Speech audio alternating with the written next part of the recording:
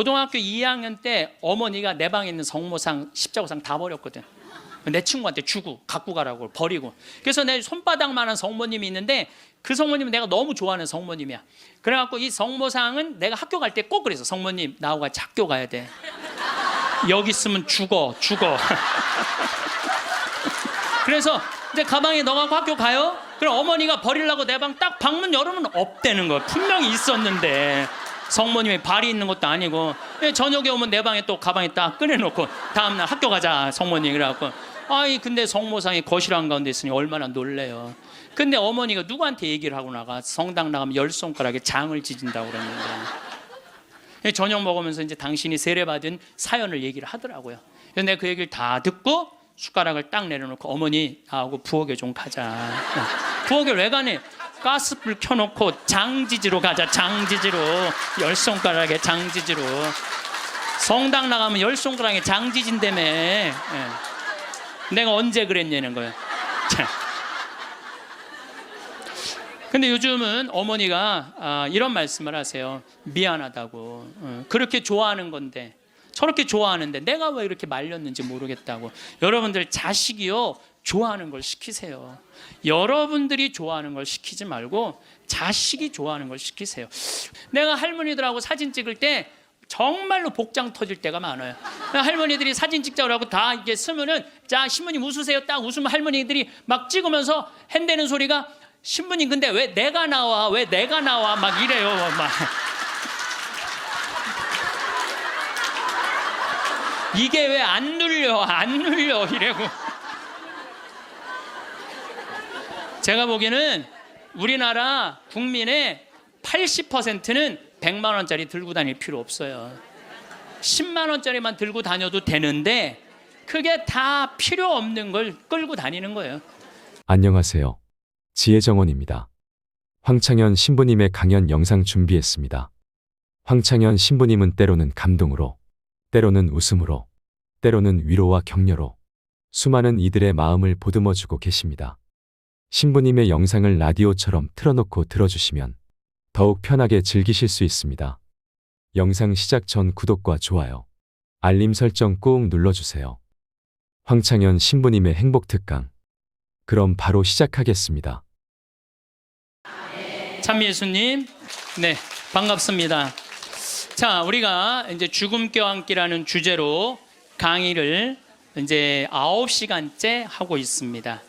여러분, 우리가 이 세상을 살면서 참아 죽지 못하고 이 세상의 미련을 끊임없이 갖고 있는 이유 중에 하나는 욕심 때문에 그래요. 우리가 마음에서 욕심을 놓으면요, 삶도 행복하게 살 수 있고 죽음도 행복하게 받아들일 수가 있습니다. 여러분들이 쓰고 있는 살림살이의 70%는 손도 한 번 안 댄대요. 여러분들이 지금 쓰고 있는 살림살이 생전 쓰는 게 30%도 안 돼. 시집 올 때 그걸 싸갖고 들고 와갖고 이걸 버리지 못하고 평생을 이사 갈 때마다 들고 다니는 거야. 한 번도 쓰지도 않을 거. 그러니까 우리가 좀 인생을 좀 홀가분하게 살아갈 필요가 있는데 너무 많은 걸 지고 살아가기 때문에 인생이 힘든 거예요. 버릴 건 버리고 가져갈 것만 가져가야 되는데 다 가져가려고 그러는, 다 가져가려고. 여러분들이 쓰고 있는 핸드폰의 70%는 기능도 모른대요. 네, 내가 이걸로 정보를 검색하는 것도, 텔레비전을 보는 것도, 인터넷을 하는 것도, 이메일을 하는 것도 아무것도 모르고 그저 주고받는데도 100만 원짜리 휴대폰을 쓴다는 거예요. 내가 할머니들하고 사진 찍을 때 정말로 복장 터질 때가 많아요. 할머니들이 사진 찍자고 하고 다 이게 쓰면은 자 신부님 웃으세요 딱 웃으면 할머니들이 막 찍으면서 핸대는 소리가 신부님 근데 왜 내가 나와 막 이래요. 막 이게 왜 안 눌려 이래고. 제가 보기에는 우리나라 국민의 80%는 100만 원짜리 들고 다닐 필요 없어요. 10만 원짜리만 들고 다녀도 되는데 그게 다 필요 없는 걸 끌고 다니는 거예요. 여러분들 별장의 70%는 필요 없는 공간을 쓰고 있대요. 별장의 70%는 필요 없는. 그러니까 우리가 그 필요 없는 것만 걷어내도 인생살이 홀가분한 거예요. 인생살이.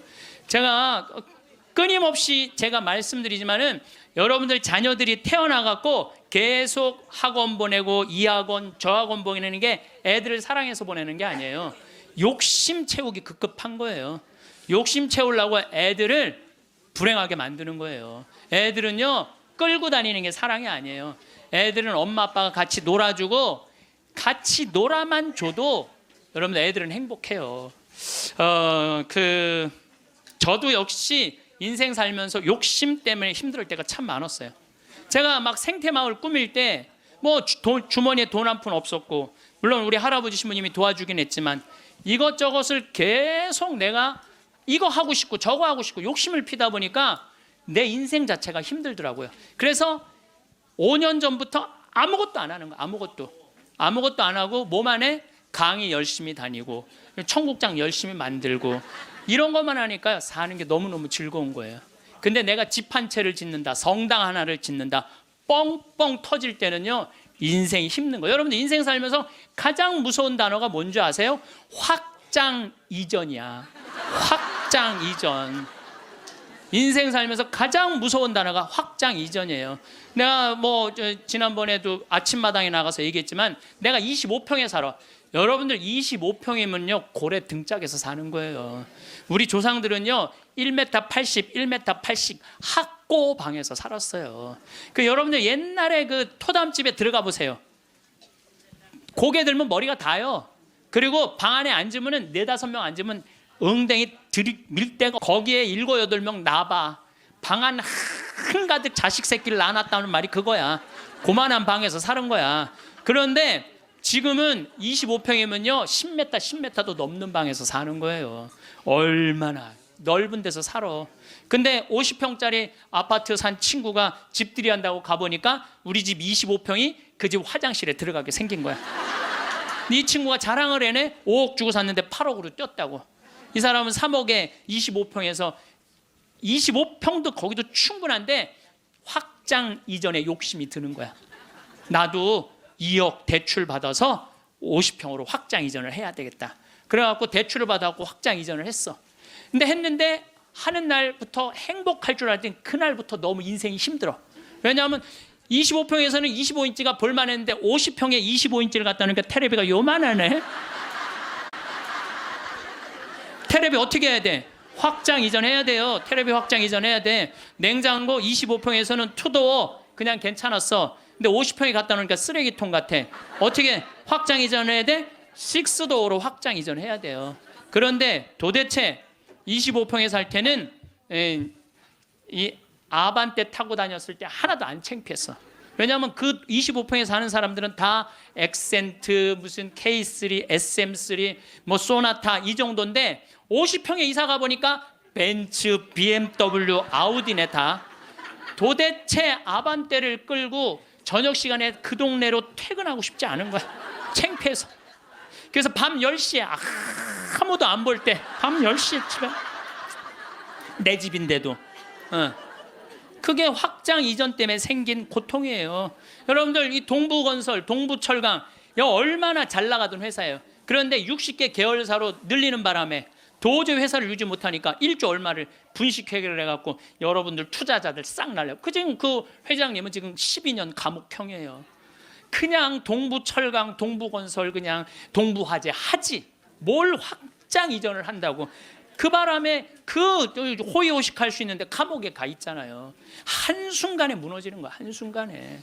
그러니까 여러분들도 인생 한순간에 무너지고 사기당하는 건요 뭐 때문에 그러는 줄 알아요? 마음 안에 욕심 때문에 그러는 거예요. 여러분들 인생 살아가면서요 언제 괴로우냐면은 이놈의 확장 이전하려고 그럴 때 괴롭다니까. 내가 100명 들어오는 식당을 운영하고 있어. 근데 뭐 50명이 더 와. 150명이 와. 바글바글해. 자리가 없어. 자리가 없어. 그러니까 내가 150명 들어오는 가게로 확장 이전을 하면은 저 50명까지 받을 텐데 악마가 속삭여요.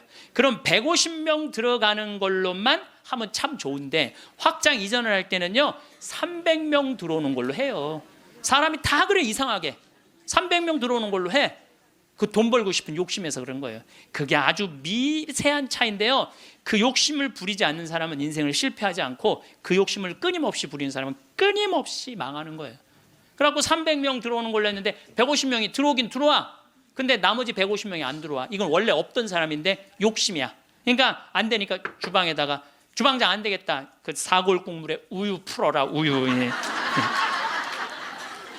망하는 건 순식간에 망하는 거예요.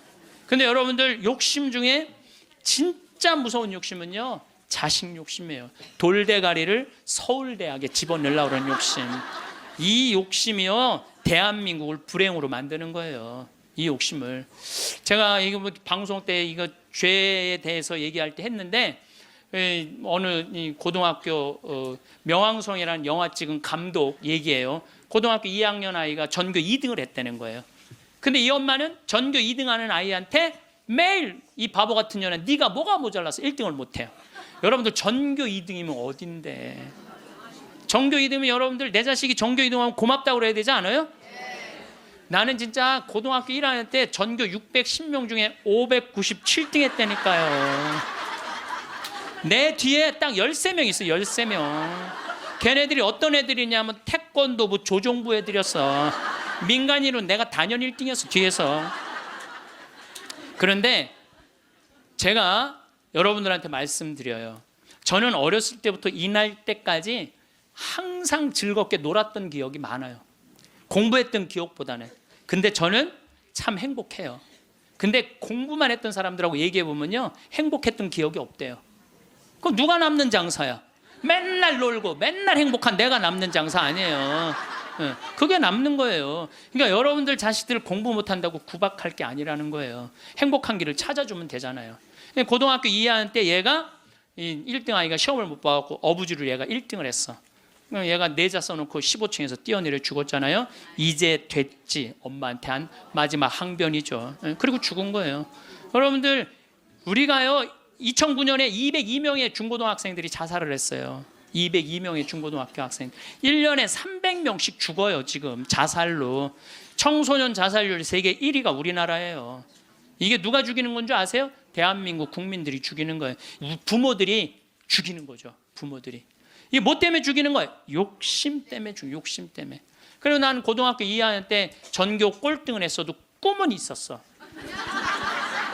신부가 되고 싶은 꿈. 나는 고등학교 2학년 때 신부 원하면 그냥 다 가는 줄 알았어. 근데 딱 올라가 봤더니 공부를 잘해야지 신학교를 가는 거예요. 내 성적 갖고는 어린 푸너치도 없는 거예요. 그래서 진짜 신부가 되고 싶은 열정에 공부 열심히 했어요.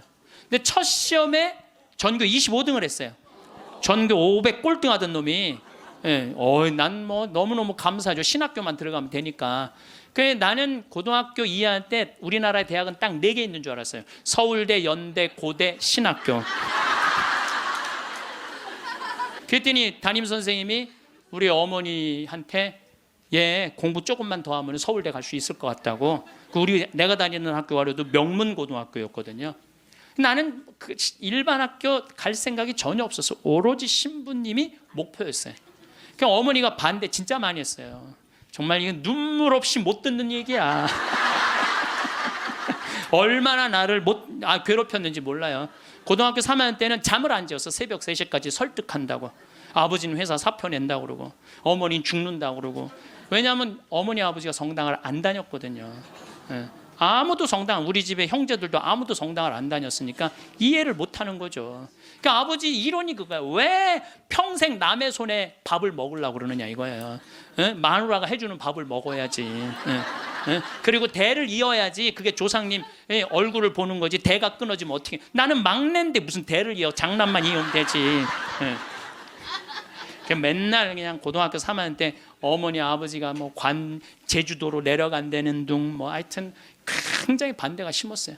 그래도 저는 귀에 하나도 안 들어왔어요. 저는 그때도 어렸을 때 내 인생이야 이건. 엄마의 인생이 아니고 아버지의 인생이 아니야. 내가 원하지 않는, 여러분들 죽음에 대한 강의할 때 내가 말씀을 드리는 게, 죽을 때 가장 후회하는 게 내가 왜 내가 그때 그거 하고 싶을 때 못했을까. 그게 가장 후회된다는 거 아니에요. 그래서 나는 내 인생이기 때문에 내가 아무리 어머니 아버지를 사랑해도, 어머니 아버지가 아무리 나를 사랑해도 내 인생은 내 인생인 거야. 그게 너무 강렬했죠. 사제가 되고 싶은 욕심이. 그래갖고 이제 고등학교 3학년 반대를 심하게 했는데 어쨌든 나는 신학교 원서를 넣어서 신학교 합격을 했어요. 너무 행복했어요. 온 세상을 다 얻은 것 같았어요. 그래갖고 집에 갔는데 어머니 나 신학교 합격했습니다. 근데 안방에서 빗자루 들고 두들겨 패는 거야. 막 두들겨 패는 거야. 나가라고. 너 같은 자식 필요 없다고. 나는 또 어머니가 또 안내조차도 내 발로도 잘 집을 나갔어요. 나가라고.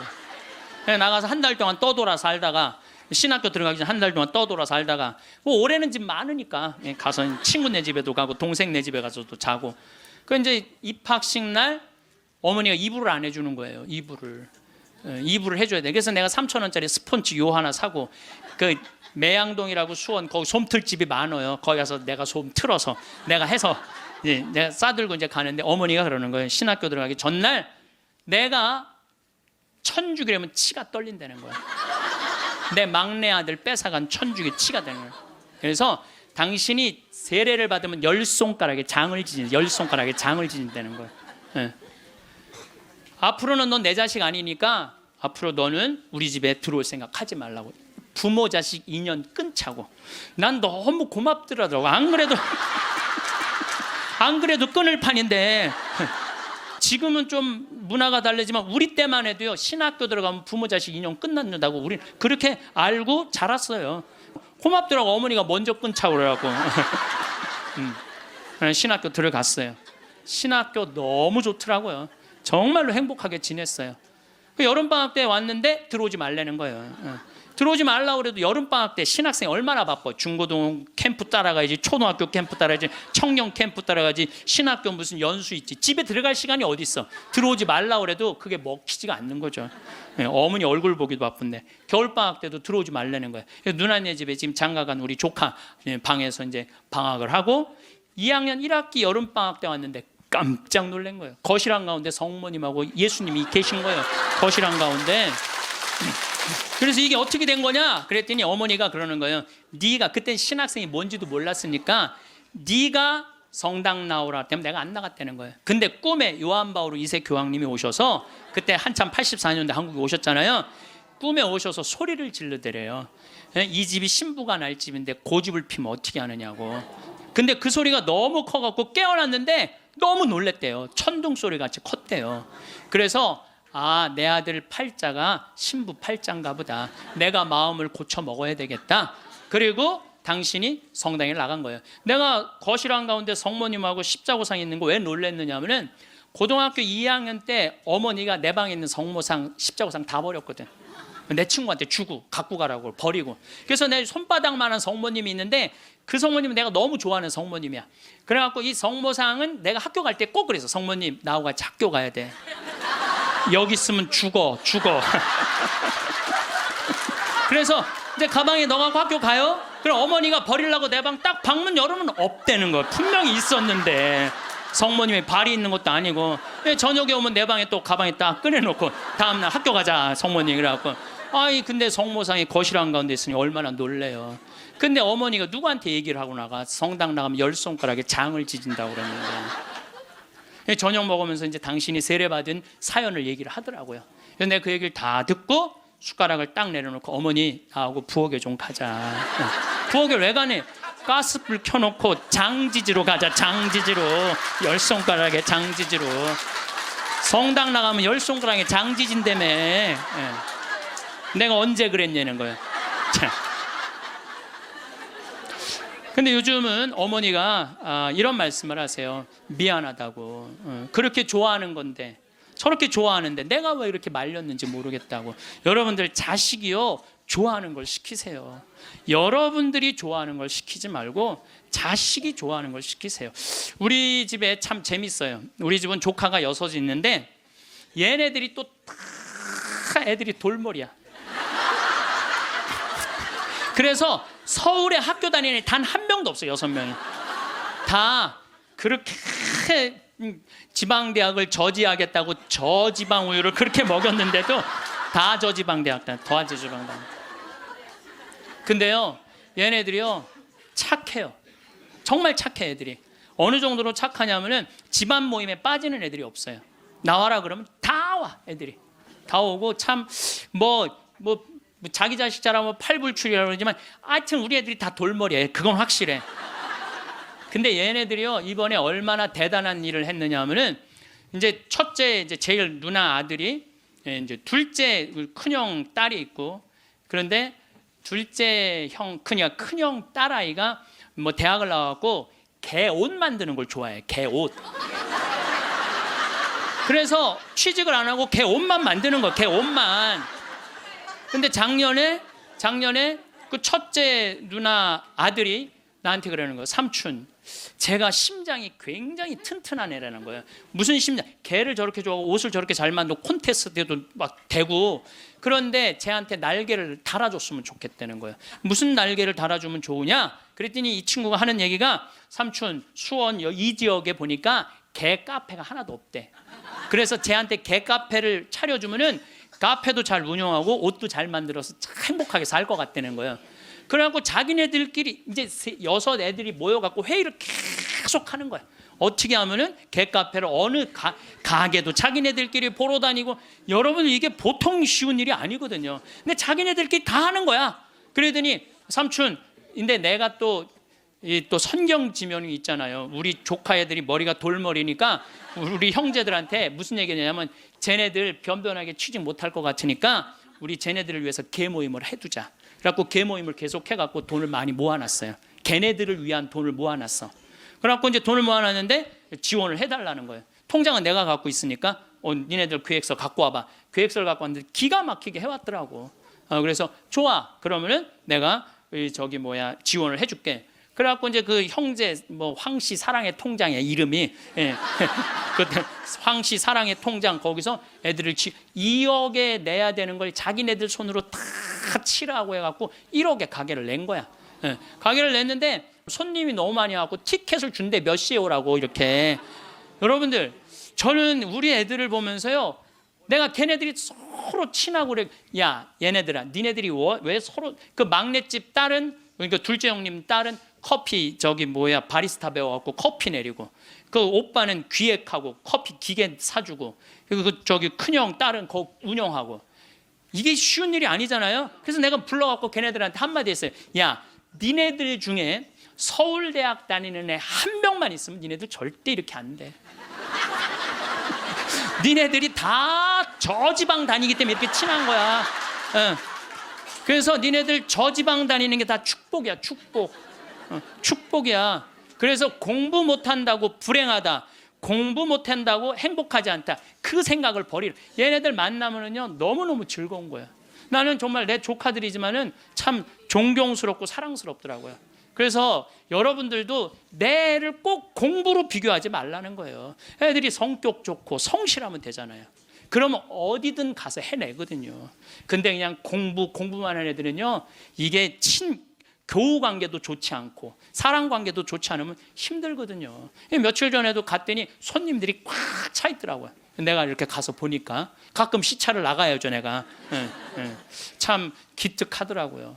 그래서 이 세상이 막 험난하다고 그러지만은 그렇게 형제들끼리 어울려 갖고 그렇게 하면은요 세상 살아가는 게 험난하지가 않다니까요. 근데 우리는 너무 개인적이고 너무 이기적이야. 서로 협동할 줄을 모르는 거야. 그러니까 이 세상 이렇게 잘 먹고 잘 사는데도 제가 늘 말씀드리잖아요. 대한민국이 5,000년 역사상 이렇게 잘 먹고 잘 산 적은 없어요. 5,000년 역사상. 그런데 왜 국민들은 행복하지 않다고 그래?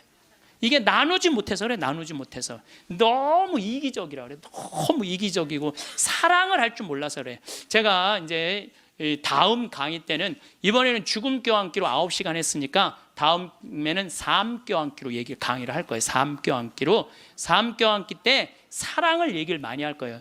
지금 우리 이 대한민국 사회가 가장 필요한 게 뭐냐면 사랑이에요. 예수님이 말한 사랑을 살지 않기 때문에 우리가 각박한 거예요. 여러분들 제가 요즘 그런 공부를 이제 강의 준비를 하면서 조사를 해보니까요. 우리보다 훨씬 가정적인 나라들이 훨씬 많아요. 우리보다 가정적인 나라가 훨씬 많아요. 그래서 여러분들 이제 우리가 생각을 좀 바꾸고 삶을 좀 바꿔야지 이 세상도 행복하고 죽을 때도 행복하게 죽을 것 같아. 자, 마지막으로 우리 교황님께서 행복 10계명을 작년에도 내놓고 올해도 내놓으셨는데 내가 이게 내용이 너무너무 편안하고 좋아서 여러분들한테 소개를 해드립니다. 우리 교황님이 뭐라고 그러냐면 자신의 방식대로 인생을 살되 타인의 인생을 존중하라. 이게 참 좋은 것 같아요. 우리는요, 남 잘 되는 꼴을 못 봐요. 남 잘 되는 꼴을 일단 깎아내리는 거야. 예. 내가 하면 로맨스, 남이 하면 스캔들이야. 예. 근데 남이야 어떻게 살든 내 멋에 살 줄 알아야 돼요. 남이 어떻게 살. 근데 우리는 자기 멋이 없는 거야. 자기 개성이 없는 거야. 그 마리아, 그 아이가 8월 15일 날 태어나고 본명이 마리아인데 마리아 그 개카페를 이렇게 하는 거 보면 자기의 삶이 있어. 자기의 영역이 있어. 뭐 저 지방대학 나와도 자기의 삶이 있고 자기 멋에 살아가는데 계획도 나중에 삼촌 아프리카 잠비아 하는데 자기가 크게 쏠 거라는 거예요. 그 계획도 갖고 있더라고요. 그래서 여러분들도 남하고 비교하지 마세요. 남하고 비교하는 순간 여러분들은 불행해지는 거예요. 저는 제가 하느님한테 감사한 것 중에 하나가 저는 남하고 잘 비교하지 않아요. 왜냐하면 비교해도 내가 안 되는 게 너무 많아. 키도 조그마고 얼굴도 씹다 뱉은 수제비 같이 생기고 안 되는 게 너무 많은데 물론 나름대로 괜찮죠. 나름대로 괜찮은데 남하고 비교하는 순간부터 행복은 날아가는 거예요. 그래서 교황님이요, 자기 방식대로 인생을 살라는 거예요. 근데 자기가 없잖아. 우리는 누구 서울대학 안 가면 난 패배자고, 자식이 의사가 없으면 난 패배자고, 강남에 못 살면 난 패배자고, 이런 생각을 하고 사는 거예요. 꼭 이뻐야지 훌륭하고 잘생겨야지. 그러니까 꼭 이뻐야 돼요. 나는 요즘 들어서 얼굴보다는 마음이 훨씬 더 중요한 것 같아. 그리고 사실은 50 넘으면 다 거기서 거기예요. 50 넘으면 거기서 거기예요. 다 비슷비슷해요. 그런데 마음이 얼마나 아름다우냐에 따라서 다르다는 거예요. 마음이. 그래서 자기 방식대로 살 줄 알아야 된다는 거예요. 두 번째, 타인에게 마음을 열라. 우리 가운데 여기 계신 분들 이런 생각하고 있는 분들 계실 거야. 인생을 살아가면서 상처 많이 받은 분들은 아무도 사랑하지 않을 거야. 아무도 사랑하지. 나는 주지도 않고 받지도 않을 거야. 이런 분들 있어요. 내가 인생 살아보니까 인간들 이게 쓸데가 못 돼. 인간들 믿을 게 못 돼. 나는 사랑 안 하고 살 거야. 뭐하러 살아 그럼? 그렇지 않겠어요? 사랑을 하고 살아야지 사람인데 아무도. 제가 요즘 이렇게 이제 나이를 먹으면서 사람을 만나는 게 참 즐겁더라고요. 사람을 만나는 일이 참 즐겁고 신나더라고요. 그래서 이렇게 사람을 만나고 연락을 주고받고 친구를 도와주고, 물론 나도 도움을 많이 받죠. 여기 우리 교우들이 저를 정말 많이 도와주는, 그래서 정말 신나요. 나도 또 도울 수 있는 일이 있으면 얼마든지 돕고. 그러니까 타인에게 마음을 열 때 삶이 풍요로워지는 거예요. 인간관계가 굉장히 넓어지고 삶이 풍요로워지는 거죠. 다른 사람들에게 마음 열고 친절하게 대해야 된다는 거예요. 아까 제가 이 명동에서 이제 밥 먹고 들어오면서 문을 열어줬는데 한 20명 정도가 내가 문 열어주니까 계속 그냥 들어오더라고요. 내가 문을 열었는데 20명 정도가 계속 들어오더라고요. 그런데 여러분들, 이게 우리의 모습이에요. 서양에는요, 내가 문을 열어주잖아요. 뒤에 사람이 무조건 잡아줘요. 무조건 잡아줘요. 그리고 그 뒤에 오는 사람이 무조건 잡아줘요. 근데 아까 내가 문 열었는데 계속, 그리고 나한테 고맙다고 고개 숙인 사람 한 명도 없었어요. 그냥 가는 거예요. 우리가요, 얼마나 타인에 대한 배려가 없는지 몰라요. 다른 사람을 배려해주고 염려해주는 게 너무, 그러니까 참 이기적인 거예요. 지금 대한민국의 모습이 돈 1등 했기 때문에 그런 모습이 없는 거야. 내가 이제 앞으로도 계속 그래 볼 거야. 계속 한번 문 열고 한번 기다려 볼 거야. 몇 명이 지나가나 감사합니다. 그리고 다 본인이 잡는 사람이 이제 나타나면 이제 우리가 좀 성숙한 거죠. 내가 계속 붙잡고 있었다니까. 세 번째, 고요히 전진하라. 우리가 인생을 살면서요, 한 가지의 목표를 정하면 계속 해야 돼. 그 중간에 포기를 하면은요, 이게 안 하는 일만 못 하는 거예요. 제가 이제 생태마을을 꾸미고 산 지가 20년이 되고 이쪽에 관심을 갖고 산 지가 30년이 돼요. 근데 계속 생태마을 꾸미다 보니까 저한테 하느님께서 시키는 일이 참 많더라고요. 근데 한 가지의 목표를 가지고 계속 고요히 전진하면은요, 우리의 삶에는 축복이 있어요. 근데 하다가 말면 있잖아요, 아무 축복이 없는 거예요. 아무 축복이 없는 거예요. 그래서 내가 뭔가 그냥 5년이고 10년이고 20년이고 계속 진행하는 일이 본인이 있어야 된다는 거죠. 네 번째, 건강하게 쉬어라. 우리 교황님이 참 멋있어요. 노를 때 건강하게 노르라는 거예요. 그러니까 노는 게 중요해. 노는 게, 여러분들 노는 게 하나도 안 중요할 것 같죠? 그거는 돈 있는 사람들의 사치일 것 같죠? 나는 니마 그 강을 건너지 마오에 그 할머니 할아버지들 돈 많아요, 적어요? 돈 많은 분들이 아니에요. 근데 어때요? 참 행복해 보이죠? 자식들이 중간에 와서 싸우긴 했지만 인간극장에서 보면요, 자식들도 참 건강해요. 손녀가 와갖고 결혼한다고 절도 하고 굉장히 건강한 집이에요. 예, 그래서 나는 그 할머니 할아버지가 이렇게 손을 잡고 이렇게 가시는 모습을 보면서 저게 바로 건강한 거다. 둘이 얼마나 재미나게 살아요. 여러분들, 우리 할머니 할아버지들 한 집에서 어때? 막 맨날 싸우죠. 늙어서는 싸우는 것도 재미야. 예, 싸우지까지 않으면 무슨 재미로 살아, 둘이서. 예, 싸우는 것도 재미예요. 근데 놀 때 건강한 놀이 문화를 만들 필요가 있는 거예요. 자기 취미 생활을. 우리 생태마을의 직원들이 이렇게 보면은 이제 생태마을에서 살면서 사는 게 즐거운 게 있는 것 같아. 그래서 건강하게 노는 법을 배우는 것 같아. 건강하게 노는 법을. 그래서 이번 9월 15일부터 9월 30일까지는 미국 횡단 여행 간다니까, 우리 직원들이 15일 동안. 참 좋죠. 식사 시간만이라도 테레비를 끄고 눈을 마주보고 대화를 하면서 밥을 먹으라는 거예요. 교황님 얘기예요. 교황님 얘기, 내 얘기가 아니고.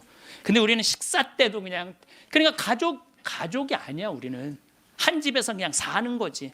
식구가 아니라니까요. 식구가. 다섯 번째, 일요일은 가족과 함께 보내라. 여러분들 인생 살아가다 보면 나이를 먹으면 먹을수록 가족밖에 없다는 생각 참 많이. 물론 친구도, 벗도 중요하지만은 가족이 참 소중한 거예요. 그래서 근데 우리나라는 가족을 위해서 산다며 가족을 한 번도 안 만나는 아빠들이 너무 많아요. 30살서부터 50살 때까지 가족을 산다면서 가족을 만나지 않아. 일요일 날 가족하고 함께 영화를 보러 가고 함께 운동을 하러 다니고, 어제 잠깐 보니까 스웨덴에서 아빠들이 이제 이 휴일을 평일 날 해요. 그래갖고 이제 월요일 날 오전에만 근무하는 거야. 그리고 애들하고 노는 거야. 그게 너무 잘 돼 있어요. 근데 뭐 비단 그것뿐만 아니라 제가 가서 내 눈으로 봐도 너무너무 잘하는 거예요. 근데 우리는 성당 활동도 엄마 아빠 아들 딸 다 하는데 보면은 집에 오면 서로 말 안 하잖아. 성당 얘기도 안 하고 하느님 얘기도 안 하고 대화할 줄 모르는 거죠. 여섯 번째, 젊은 세대에 품위 있는 일자리를 만들어줄 혁신적인 방법을 찾아라. 이 교황님 말씀이에요. 젊은이들이 일을 해야 되거든요. 우리나라의 또 심각한 문제 중에 하나가 젊은이들이 일거리가 없는 거야. 일거리가. 그리고 젊은이들이 노동의 소중함을 몰라요. 저는 요즘 꿈꾸고 있는 게 하나 있어요.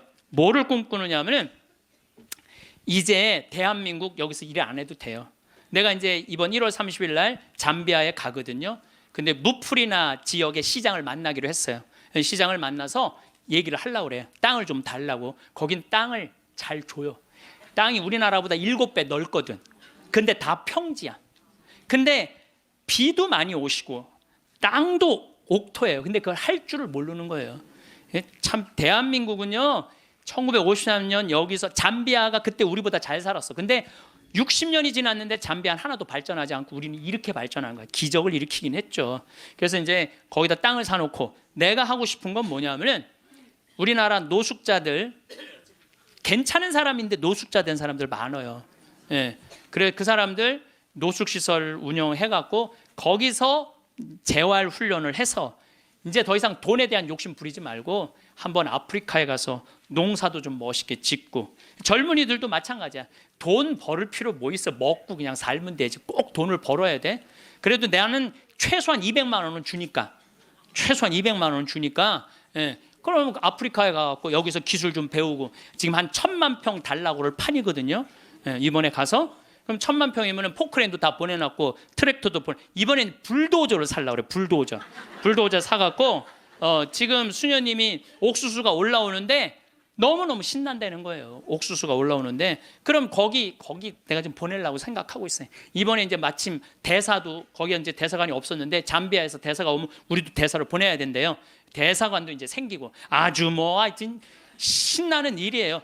근데 어떤 분들이 이런 얘기를 해요. 신부님, 한국 사람들도 지금 굶는 사람들이 많은데 뭐하러 아프리카까지 돕느냐고 내가 이런 분들한테 오늘 공식적으로 말합니다.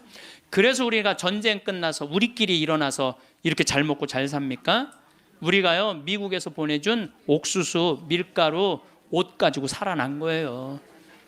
그게 이기적이라는 거예요. 우리는 그렇게 못 먹고 못 살 때 그렇게 원조받아서 이렇게 일어섰는데 이제는 누가 할 차례야? 우리가 할 차례예요. 우리가 한국 사람들도 도와줘야 되지만은 지금 우리보다 엄청 못 사는 사람들 많아요. 이거 대한민국 사람들이 도로 나갈 때 대한민국이 건강해요. 우리끼리만 잘 먹고 살자 그러면 대한민국 건강하지 않아요. 그래서 지금 다른 나라에 지금 수많은 지금 한국 사람들이 도로 나가고 있거든요. 그게 또 국격을 높이는 일이야. 예, 국격을 높이는 일이에요. 여러분들 대한민국 나가면요 잘 먹고 잘 사는데 그만큼 존경을 못 받아요. 왜냐하면 나누지 않기 때문에 그래요. 그래서 우리 교회가 저는 그런 일을 해야 된다고 생각하고 그 젊은이들이 제가 지난 그 봉사자들 데리고 가서 해고 왔는데 애들이요 정말 너무너무 행복해하더라고요. 20명들이. 그래서 여러분들도 젊은이들한테 여러분들은 뭐 할 일은 아니겠지만 우리 기업하는 사람들, 정치하는 사람들이 젊은이들이 일할 수 있는 여러분들도 책임 있네. 애들 그냥 책상에서만 그냥 공부시키는 게 애들이 일을 안 하지. 예. 그래서 좀 운동도 좀 하고 이런 사회 문화가 됐으면 좋겠어요. 7번째, 자연을 존중하고 돌보라. 교황님이 환경 중요하게 여긴 거죠. 자, 여러분들 이번에 지금 바다가요 어느 때보다도 뜨겁대요. 겨울 바다가. 이게 이제 뭘로 나오느냐면 엘니뇨라는 걸로 나오게 돼 있어요. 겨울에는 바다가 식어져야 돼. 그래갖고 한 4도, 3도까지 내려가야 돼. 근데 지금 겨울 바다가 만약에 20도, 25도가 올라가잖아요. 그럼 여름에 35도, 37도까지 올라가요. 그렇게 되면은 태풍, 슈퍼 태풍 이런 게 온다는 거예요. 근데 그거 올 가능성이 굉장히 많다는 거예요. 그리고 지난 11월은 역사상 가장 더운 11월이었대요. 근데 여러분들 잘 모르죠. 이게 지금 어떻게 이렇게 돌아가는지 저렇게 돌아가는지. 우리가 자연을 사랑할 때 자연도 나를 사랑해 줘요. 예. 우리가 자연을 괴롭힐 때 자연도 나를 괴롭히게 돼 있어요. 8번째, 부정적인 생각에서 벗어나라. 다른 사람을 험담하는 것은 자존감이 낮다는 거예요. 이 교황님 참 말씀 잘하셨어요. 다른 사람 험담하는 사람 중에 인격 훌륭한 사람 봤어요, 여러분들? 다른 사람 막 욕하는 사람들 인격 훌륭한 사람 없어요. 그러니까 남을 칭찬하는 사람이 인격이 올라가는 거예요. 여러분들 바다가 우리 강물이 바다로 내려가죠. 예, 바다로 내려가면은 겸손한 사람이 아래로 내려가는 거예요.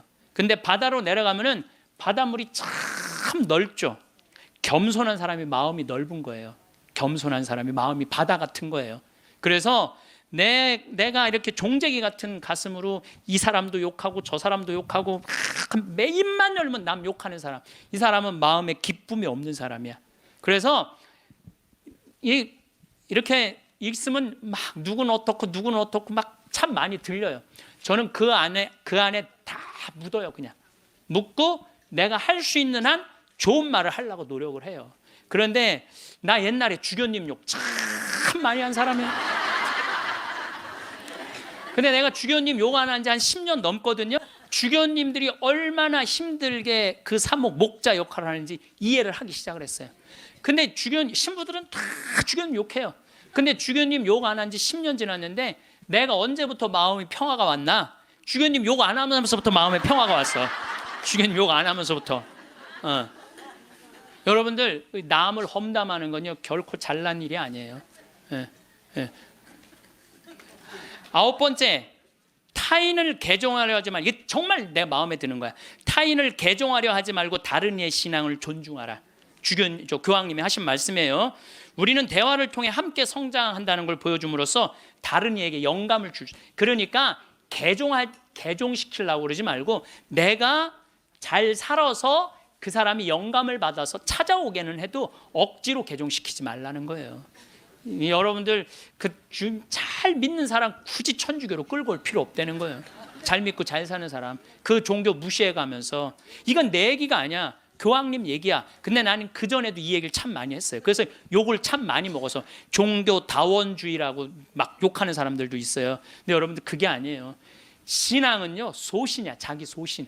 그거 소신을 꺾는다는 건 목숨하고도 바꾸는 일이에요. 그러니까 저 이슬람이 저렇게 그냥 맨날 폭탄 터뜨리고 그러는 거죠. 나는 걔네들 개종시킬 생각 하나도 없어요.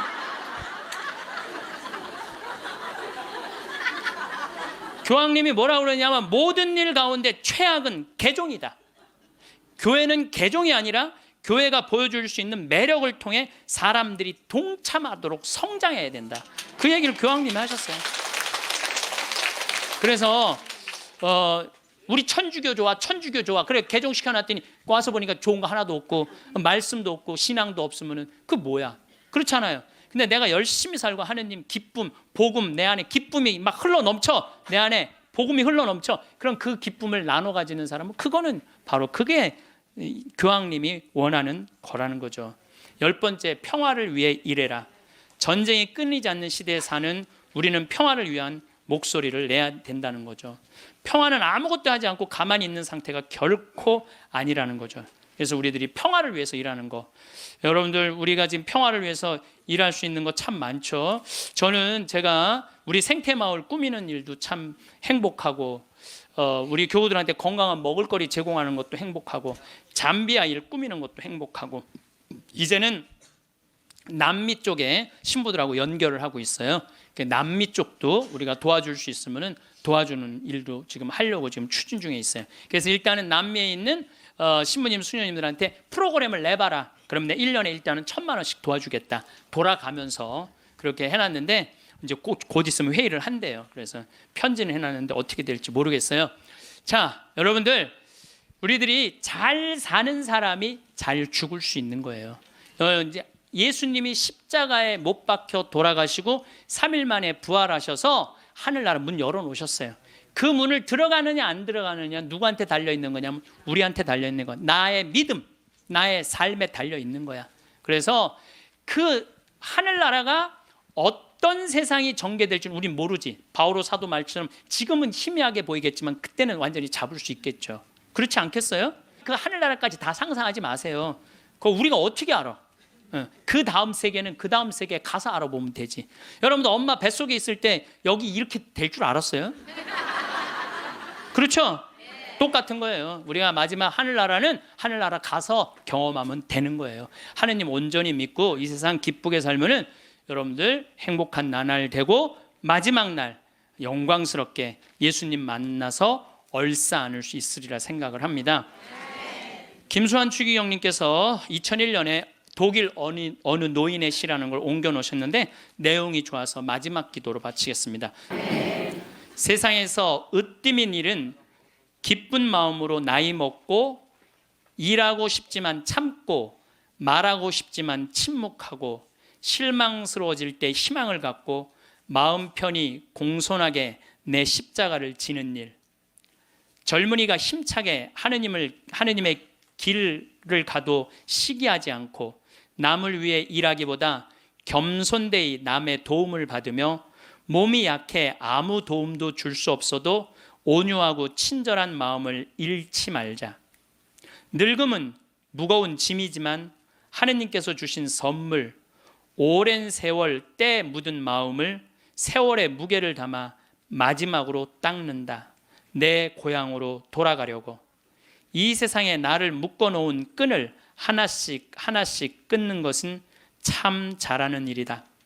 세상에 매어 있지 않아 아무것도 할 수 없게 되면 겸손되이 받아들이자. 하느님께서는 마지막으로 기도라는 가장 좋은 것을 남겨두신다. 손으로는 아무것도 할 수 없어도 두 손을 모으면 늘 할 수 있는 기도. 사랑하는 모든 일을 위해 하느님께서 은총을 베푸시도록 빌기 위해 모든 것이 다 끝나는 날 어서 와 친구야, 너를 결코 잊지 않았어. 임종 머리맡에서 속삭이는 하느님을 만나게 될 것이다. 황창현 신부님의 강연 어떠셨나요? 오늘도 신부님께서는 우리에게 정말 많은 지혜의 말씀들을 남겨주셨습니다.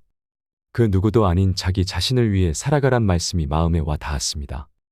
우리는 누군가의 자식이자 또한 누군가의 부모입니다.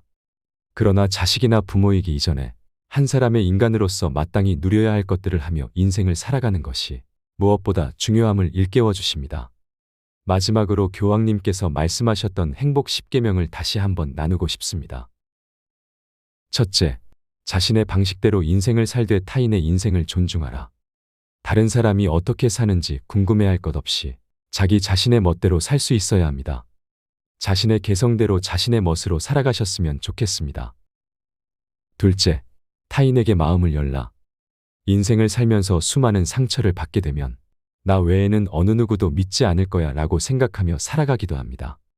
인생을 살면서 누군가와 관계를 맺고 돕기도 하고 도움도 줄 수 있는 사람이 되면 나이 들수록 외롭지 않은 시간을 보내며 풍요롭게 지낼 수 있을 겁니다. 세 번째, 고요히 전진하라. 한 가지 목표를 정하면 중간에 포기하지 말고 끝까지 밀고 나가는 것이 중요합니다. 네 번째, 건강하게 쉬어라. 인생은 잘 놀고 잘 먹고 잘 노는 것이 중요합니다. 그 중에서도 잘 노는 일이 중요한데 그것은 돈 있는 사람들의 사치가 아닙니다. 꼭 돈이 필요한 놀이가 아니더라도 자신에게 맞는 취미생활 하나쯤은 하면서 사는 것이 중요합니다. 잘 놀아야 건강한 삶을 영위할 수 있습니다. 다섯 번째, 일요일은 가족과 함께 보내라. 나이 들수록 물론 친구도 중요하지만 무엇보다 가족밖에 남는 게 없다는 생각을 많이 합니다.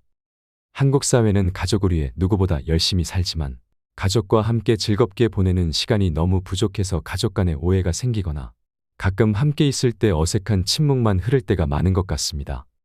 가족과 시간을 내어 영화도 보러 가고 함께 도시락 싸서 공원에도 나가고 사소한 대화라도 자주 나누는 시간을 더욱 많이 가졌으면 좋겠습니다. 여섯 번째, 젊은이들에게 품위 있는 일자리를 만들어줄 혁신적인 방법을 찾아라. 앞으로는 청년 세대들이 일할 곳이 없어진다고 걱정이라고 다들 말합니다. 청년 세대들이 즐겁게 일할 수 있는 곳이 더 많아졌으면 좋겠습니다. 일곱 번째, 자연을 존중하고 돌보라. 요즘 뉴스를 보면 어느 때보다 뜨거워진 대기 때문에 다양한 천재지변으로 몸살을 앓고 있는 나라들의 모습들이 많이 보여집니다. 우리가 자연을 사랑하고 아낄 때 비로소 자연도 인간에게 그 이상으로 돌려줄 것입니다. 여덟 번째, 부정적인 생각에서 벗어나라. 다른 사람을 험담하는 사람은 자신의 열등감을 표현하는 것입니다. 자신이 존중받고 싶다면 남을 먼저 존중할 줄 알아야 합니다. 칭찬은 고래도 춤추게 한다는 말이 있습니다. 남을 칭찬하면 나에게도 칭찬으로 돌아올 것입니다. 부정적이고 나쁜 말이 들려와도 남에게 돌려주거나 화내지 말고 마음속에 묻고 평안한 마음을 낼 수 있도록 해야겠습니다. 아홉 번째, 타인을 개종하려 들지 말고 다른 이의 종교를 존중하라. 내가 멋지게 잘 사는 것으로 다른 이에게 영감을 주는 것은 나도 좋고 남에게도 좋은 일입니다. 아무리 좋은 일도 억지로 하는 것은 좋지 않습니다. 열 번째, 평화를 위해 일하라. 평화를 위해 일하는 것이 결코 대단한 것만 있는 것은 아닙니다. 나의 자리에서 내가 할 수 있는 일을 열심히, 묵묵히 해내는 것도 참 좋은 일입니다. 나와 타인을 위해 평화를 위해 기도하는 마음을 내는 일도 좋은 일이 될 수 있습니다. 오늘 영상이 마음에 드셨다면 주위 분들께도 공유 부탁드립니다. 구독, 좋아요, 알림 설정은 제작에 큰 힘이 됩니다. 오늘도 건강하시고 행복하세요. 감사합니다.